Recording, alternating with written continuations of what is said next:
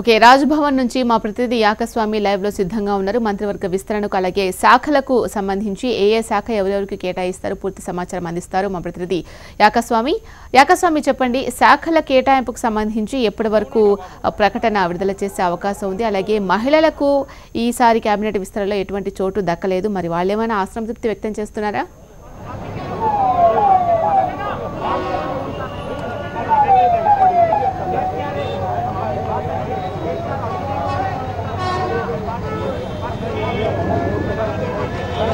శిలా ప్రధానంగా రాజ్భవన్లో కొద్దిసేపటి క్రితమే 10 మంది మంత్రుల ప్రమాణ స్వీకార కార్యక్రమం ముగిసింది. సీనియర్ మంత్రులను గత ప్రభుత్వంలో పనిచేసిన సీనియర్ మంత్రులను తొలుత ప్రమాణ స్వీకారం చేసిన గవర్నర్ ఆ తర్వాత కొత్తగా ఆ మంత్రివర్గంలోకి వచ్చినటువంటి మంత్రులతో ప్రమాణ స్వీకారం చేయించారు. ఈసారి ఎస్టీలకు మహిళలకు ఈసారి మంత్రివర్గంలో స్థానం లభించలేదు. గత ప్రభుత్వంలోనే మహిళలకు మంత్రివర్గంలో స్థానం లేకపోవడంతో కూడా ప్రభుత్వమే తీవ్ర విమర్శల పాలైంది. ఈసారి కూడా మహిళలకు మంత్రివర్గంలో స్థానం లేకపోవడంతో కూడా మరి వచ్చే మొత్తం మంత్రివర్గ విస్తరణలో ఇస్తారని చెప్పేసి బయటికి భావిస్తున్నప్పుడు కూడా దానికి సంబంధించిన ఎలాంటి విషయం బయటకు రాలేదు. తొలుత దీనికి సంబంధించి రేఖా నాయక్ అదేవిధంగా పద్మా దేవేందర్ రెడ్డి, గొంగుడు సునీత లాంటి వారికి ఎవరికో ఒకరికి మంత్రివర్గంలో స్థానం లభిస్తుందని చెప్పేసి అంతా చర్చించుకున్నారు. అయినప్పటికీ కూడా ఎవరికి స్థానం లభించలేదు. ఎస్టీ కోటలో రెడ్డి నాయకు లేకపోతే రేఖా నాయక్ ఎవరికో ఒకరికి ఇస్తారని చెప్పేసి కూడా చర్చ కొనసాగింది. అయినప్పటికీ కూడా ఎవరికి కూడా ఇందులో స్థానం లభించలేదు. దీంతో ఎస్టీలకు ఇప్పుడు మహిళలకు మంత్రివర్గంలో స్థానం లేకుండా పోయింది.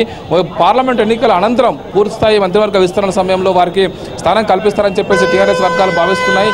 ఈసారి ఖచ్చితంగా కొత్త వారికి తొలుత ఇంద్రకరణ్ రెడ్డి, ఆ తర్వాత తలసాని శ్రీనివాస్ యాదవ్,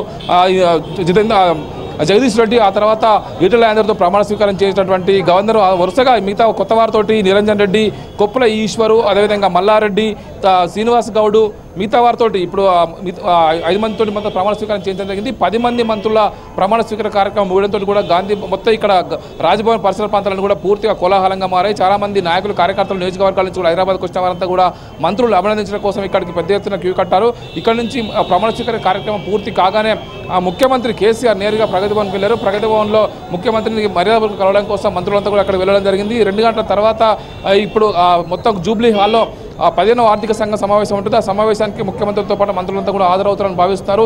ఈలోపే మంత్రుల శాఖలకు సంబంధించినటువంటి కేటాయింపు పోర్ట్ఫోలియోస్ ఏ విధంగా ఉంటాయనేది కూడా కొంత చర్చనీయాంశంగా మారింది.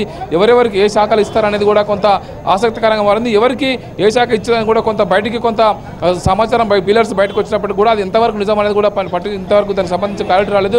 కానీ ఇప్పటికే జియోడి నుంచి శాఖల కేటాయింపు సంబంధించి ప్రగతి భవన్ నుంచి ముఖ్యమంత్రి ఆదేశాల తర్వాత బయటకు వచ్చే అవకాశం ఉంది. మనం చూస్తున్నాం మొత్తం రాజ్భవన్ పరిసర ప్రాంతాలన్నీ కూడా ఇప్పటికే కోలాహలంగా మారాయి. మంత్రివర్గంలో స్థానం లభించిన నేతలందరూ కూడా ఒకరొకరంతా కూడా బయటికి వెళ్ళిపోతున్నారు. దీంతో ఎవరెవరికి ఏ శాఖలలో వచ్చే అవకాశం ఉంది, ఏ శాఖలలో ఎవరికి ఏ పదవి లభిస్తుందని చెప్పేసి కూడా అంత ఆసక్తికరంగా గమనిస్తున్నారు. రాష్ట్ర వ్యాప్తంగా ఇప్పటికే దాదాపు 12 మంది మంత్రులు, ముఖ్యమంత్రితో కలిపి 12 మంది మంత్రులు ఇప్పటికే పదవులు నిర్వహిస్తున్నారు. దీనికి సంబంధించి పదవులకు సంబంధించి మాత్రం ఇప్పటికైతే కొంత చర్చ కొనసాగుతుంది. ఇందులో ప్రధానంగా తొలుత నిరంజన్ రెడ్డికి గత ప్రభుత్వంలో ఆర్థిక సంఘం అధ్యక్షుడిగా పనిచేసినటువంటి నిరంజన్ రెడ్డికి ఈసారి ఆర్థిక శాఖ కేటాయిస్తారని చెప్పి చర్చ జరుగుతుంది. అదేవిధంగా బాల్కొండ ఎమ్మెల్యే ప్రశాంత్ రెడ్డికి పరిశ్రమల శాఖ, కొప్పుల ఈశ్వర్కి విద్యాశాఖ, ఎర్రబెల్లి దయాకర్కి వ్యవసాయ శాఖ, అదేవిధంగా జగదీశ్వర్ రెడ్డికి రోడ్లు భవనాల శాఖ, తలసాని శ్రీనివాస్ యాదవ్కు పౌర సరఫరాల శాఖ, ఇంద్రకరణ్ రెడ్డికి వైద్య ఆరోగ్య శాఖ, మల్లారెడ్డికి విద్యుత్ శాఖ, శ్రీనివాస్ గౌడ్కు మున్సిపల్ అండ్ ఎక్సైజ్ శాఖ, ఈటెల రాజేందర్కి వెల్ఫేరు ఇట్లా ఇస్తారని చెప్పేసి కూడా బయటకు ప్రచారం జరుగుతున్నప్పుడు కూడా దీనికి ధృవీకరించాల్సి ఉంది. మంత్రులు సీనియర్ జూనియర్స్ అందరినీ కూడా కలగలుపుకొని పాత కొత్త కలయికలతో మంత్రివర్గాన్ని ముఖ్యమంత్రి ఏర్పాటు చేయడం జరిగింది. ఇప్పుడు ఈ పోర్ట్ఫోలియోస్ కనుక ఒక క్రమ పద్ధతిలో బయటకు వస్తే మనక వారి శాఖలకు సంబంధించి ఒక కొలికి వచ్చే అవకాశం ఉంది. మొత్తానికైతే ఇప్పుడు అందరూ కూడా మంత్రివర్గ స్థానాలు లభించినటువంటి ఎమ్మెల్యేలందరికీ సంబంధించినటువంటి వారికి ఎవరికి ఏ శాఖ కేటాయిస్తారనేది ఇప్పుడు ఆసక్తికరంగా మారింది. దీనికి సంబంధించి ఇప్పటికే బయటికి కొన్ని పిల్లర్స్ బయటకు వస్తున్నప్పుడు కూడా కొంత బయటికి వార్తలు వచ్చినప్పుడు కూడా దీన్ని పూర్తిగా ధృవీకరించాల్సి ఉంది. మరి కాసేపట్లోనే ఈ శాఖల కేటాయింపు పోర్ట్ఫోలియోస్ ఎవరెవరికి ఏదిస్తారు, మా ముఖ్యమంత్రి ఇంతకాలం దాదాపు 66 రోజుల పాటు మంత్రివర్గ విస్తరణ వాయిదా వేయడానికి కారణం కూడా ఇదే అని అంటున్నారు.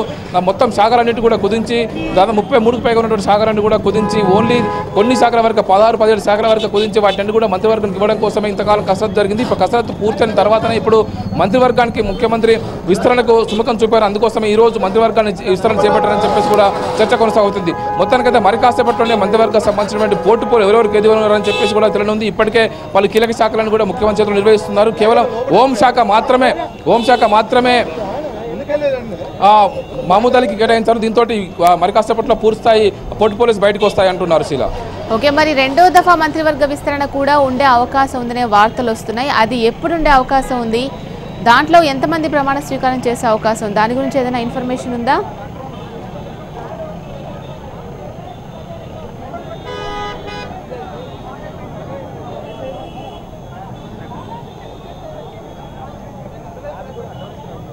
శీల, ప్రధానంగా రాష్ట్రంలో 18 మంది మంత్రులకు రాష్ట్ర ఎమ్మెల్యేల సంఖ్యను బట్టి 18 మంది మంత్రులను నియమించుకునే అవకాశం ఉంది. ఇందులో ముఖ్యమంత్రి 1+17 18 మందికి అవకాశం ఉంది. ఇప్పటికే 12 మందికి అవకాశం కల్పించారు కాబట్టి ఇంకొక 6 మందిని మాత్రమే మంత్రివర్గంలో తీసుకునే అవకాశం ఉండడంతో పార్లమెంటు ఎన్నికల అనంతరం పూర్తి స్థాయిగా మంత్రివర్గ విస్తరణ ఉంటుందని భావిస్తున్నారు. ఇప్పటికు మంత్రి కేటీఆర్, మాజీ మంత్రి కేటీఆర్ పార్టీ వర్కింగ్ ప్రెసిడెంట్గా పనిచేస్తున్నారు. సీనియర్ మంత్రి హరీష్ రావుకి ఈసారి అవకాశం లభించలేదు.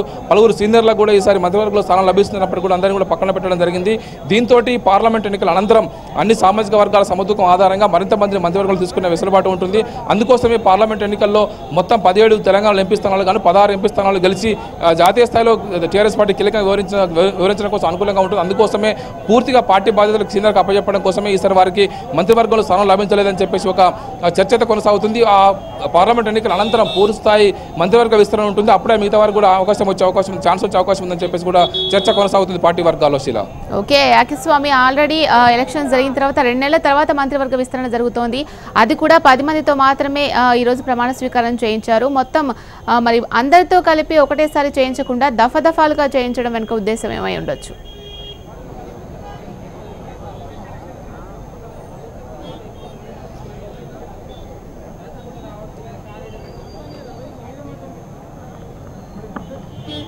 అంటే ప్రధానంగా పార్టీకి సంబంధించిన వివిధ పదవులు అందరికీ అప్పచెప్పడం జరుగుతుంది. కేసీఆర్ ఈసారి పార్టీని ప్రభుత్వాన్ని రెండు కూడా సమతుల్యంగా ముందు తీసుకెళ్లాలి. తెలంగాణలో ఇప్పటికే రెండోసారి అధికారంలోకి వచ్చినటువంటి టీఆర్ఎస్ పార్టీ మరింత బలపడడం, జాతీయ స్థాయిలో ఫెడరల్ ఫ్రంట్ పేరుతోటి మరిన్ని కీలకంగా వివరించాలనుకుంటే ఖచ్చితంగా రాష్ట్రంలో సరైన బలంతో మరింత తగిన సంఖ్యాబలంతో ఢిల్లీలోకి వెళ్ళాలి. కాబట్టి అందుకోసమే వెయిట్ చేస్తున్నారు.